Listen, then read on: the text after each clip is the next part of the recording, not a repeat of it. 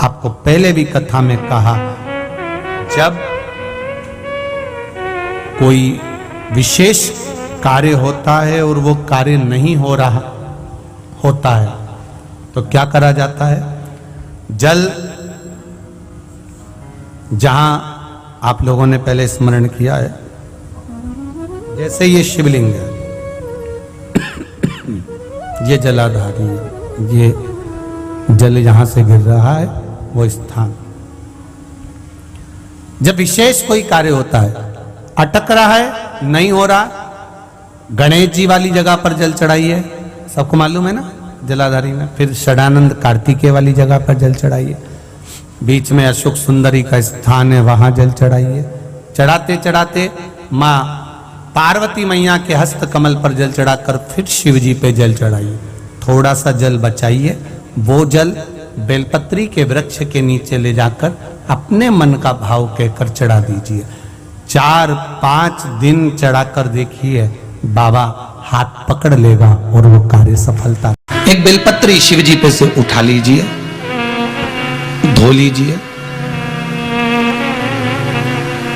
आपकी कोई कामना है, आपका कोई भाव है, आपके हृदय की कोई बात है जो बहुत दिनों से लगे हुए हो, और बाबा हो सकता है कि किसी कारणवश पूर्ण ना हो रहा हो।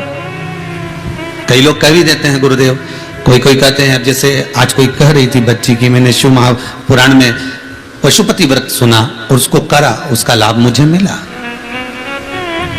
मेरे पति ने भी करा, उसका भी लाभ मुझे मिला।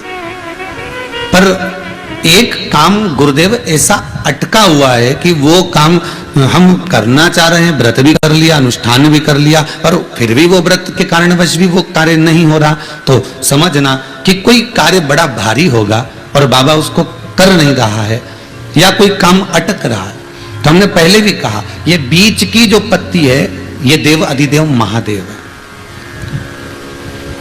ये ब्रह्मा, ये विष्णु है।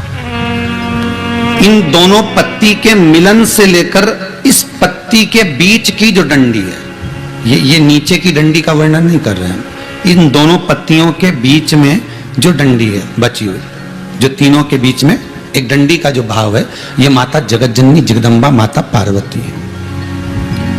इस डंडी के नीचे का जितना भाग है, ये 33 कोटि देवताओं को दर्शाता है।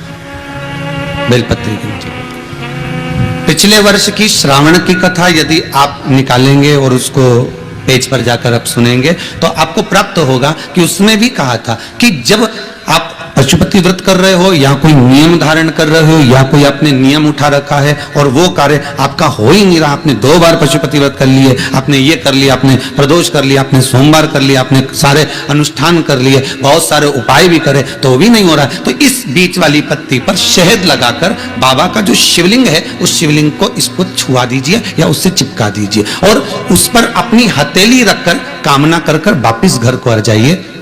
बाबा आपकी वो मुराद शीघ्र 3 महीने के अंदर। हजारों लाखों बीमारियों में कुंदकेश्वर भगवान का नाम ही काफी है।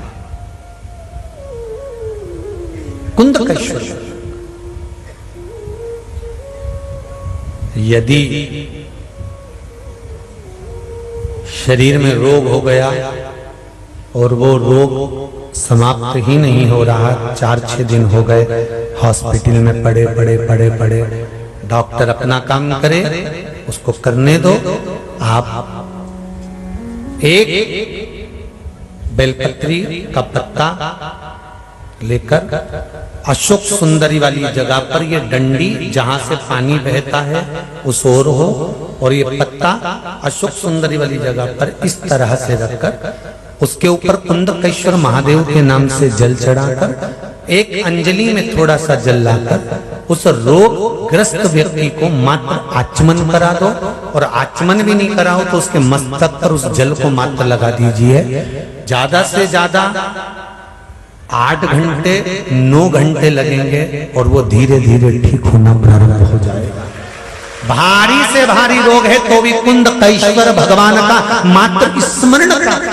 कई लोग कहते हैं गुरुजी पशुपति व्रत क्या हम घर में कर सकते?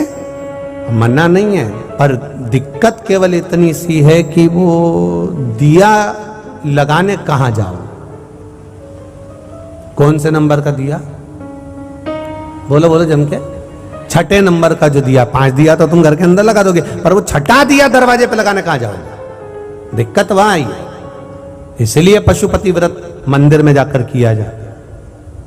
कोई भी व्यासपीठ से अगर बताया जाता है तो आप लोगों को कहा जाता है कि मंदिर में जाकर करो, मंदिर में पहुंचकर करो। मंदिर में जाकर करो क्यों? क्योंकि घर में जो शिवलिंग होता है उसकी आराधना, उसकी पूजन केवल आप अकेले करते हो या घर के लोग करते हैं, पर मंदिर में जो शिवलिंग रहता है उसकी आराधना कोई किस भाव से आ रहा है, कोई किस भाव से आ रहा है, उसकी आराधना वो उस भाव से करता है। इसलिए मंदिर के शिवलिंग का जो तपबल है, हमारे यहाँ कहते हैं कि मंदिर का शिवलिंग, फिर वन का शिवलिंग, नदी के तट का शिवलिंग। जैसे अभी आपको कहा कि भजन का बल कंजरी में कर रहे हो, फिर राम मंदिर के अंदर बैठकर कर रहे हो, फिर राम मंदिर के बाद में वन में कर रहे हो, वन के बाद में किसी नदी के तट पर कर रहे हो, नदी तालाब के तट के बाद में फिर किसी जंगल में कर रहे हो, जंगल के बाद में किसी वृक्ष के नीचे बैठकर कर रहे हो। उस तपबल का स्थान देखा जाता है कि तपबल। वीडियो अच्छा लगे तो लाइक शेयर सब्सक्राइब करें। श्री शिवाय नमस्तुभ्यम। जय महाकाल।